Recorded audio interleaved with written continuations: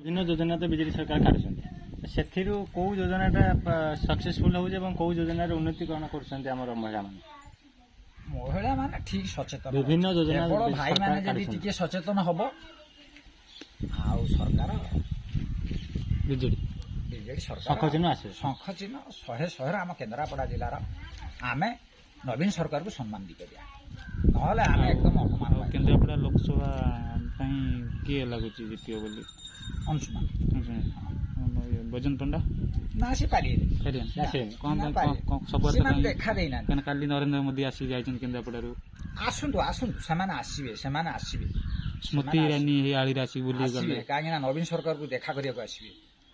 ଏତିକି ହବ ଆଉ ନହେଲେ ଆଉ କିଛି କରିପାରିବେ ଖାଲି ଦେଖା କରିବା ପାଇଁ ଖାଲି ଦେଖା କରିବା ପାଇଁ ଓହୋ। କାହିଁକି ନା ପ୍ରଶ୍ନ ବାଢିବାର ଆଚ୍ଛା ଏଥର ଏ ବର୍ଷ ସରକାର ଆସିଲେ ବିଜେଡି ସରକାର କଣ ପୁଣି ଉନ୍ନତିକରଣ କରିବ କଣ ଆଉ ନହବ ଲୋକ ଦିତାଲା ବାଡ଼େଇ ବୋଧେ ଲାଗୁଛି ଲୋକ ଛତିଶଗଡ଼ ଭଳିଆ ଲୋକ ନବୀନ ସରକାର କରିଦେଇ ପାରିବ ଛତିଶଗଡ଼ କ'ଣଟା ଛତିଶଗଡ଼ର କଣ ଯୋଉ ନିର୍ଦ୍ଦେଶ ଦେଇଛି କଂଗ୍ରେସ ପାଇଛି ଯୋଉ ଟାର୍ଗେଟ ମାରୁଛି ସେ ଟାର୍ଗେଟ ନବୀନ ସରକାର ଆମର ଦେଇପାରିବ ଆମ ନବୀନ ସରକାରକୁ ଆମେ କେବେ ଛାଡ଼ିକି ବଞ୍ଚି ପାରିବୁନି ନଳିତା ପାଟିଆରେ କ'ଣ କେମିତି ଅଛି ଡାଙ୍ଗମାଳରେ ବିଜେଡିର ବିଜେଡିର ଇଏ 75% ଅଛି ନା ଏବେ ବା କହୁଥିଲେ ସବୁ କ'ଣ ସବୁ ବିଜେଡିର ଖାଇକି ଏବେ ବା କହୁଥିଲେ ବିଜେଡିରୁ ଖାଇକି ବିଜେପି ସବୁ ପିଟୁଛନ୍ତି ବୋଲିକି ପିଟୁଛନ୍ତି କିନ୍ତୁ ତାଙ୍କୁ ସବୁ ସଜେଇଦେବା ମା ଦୁର୍ଗା ଅଛନ୍ତି ସବୁ ସଜେଇଦେବେ ନବୀନ ସରକାରର ଦାନ ଅଛି ବିଜୁ ପଟ୍ଟନାୟକଙ୍କର ଦାନ ଅଛି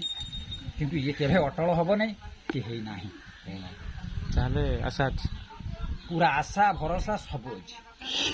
ଧନ୍ୟବାଦ।